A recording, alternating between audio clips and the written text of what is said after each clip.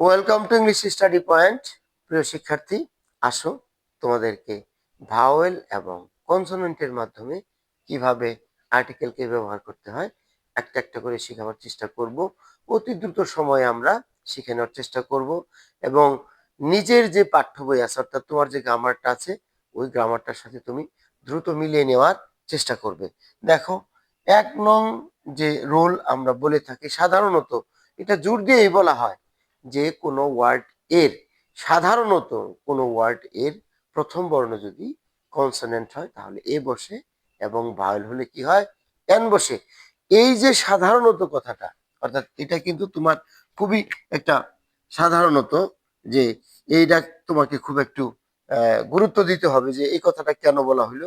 যে আসলে ওয়ার্ড এর প্রথম অক্ষর অর্থাৎ কোনো ব্যতিক্রম ছাড়া, কয়েকটি বিষয় শুধু ব্যতিক্রম আছে, ব্যতিক্রমগুলো ছাড়া আর যত ওয়ার্ডের প্রথম অক্ষর কনসোনেন্ট আছে তার আগে কিন্তু এ বসবে এবং যতগুলো ওয়ার্ডের প্রথম অক্ষর ভাওয়েল আছে তার প্রথমে কিন্তু একটি অর্থ দিতে এন বসবে।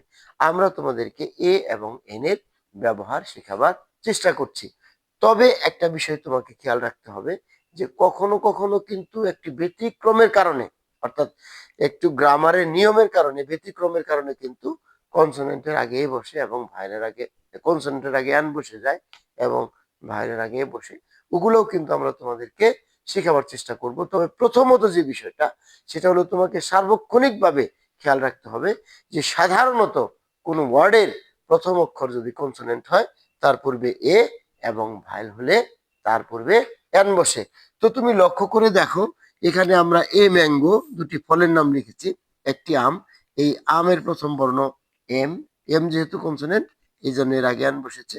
এই অরেঞ্জ কমলা, এর প্রথম অক্ষর হচ্ছে ও, যার জন্য এখানে এন বসেছে। এইভাবে কিন্তু তোমাকে চর্চা করতে হবে অনেক পরিমাণে এবং তোমাকে খুব খেয়াল রাখতে হবে যে শূন্যস্থানগুলোকে আমি কিভাবে আর্টিকেল দিয়ে পূরণ করব। ধন্যবাদ তোমাকে।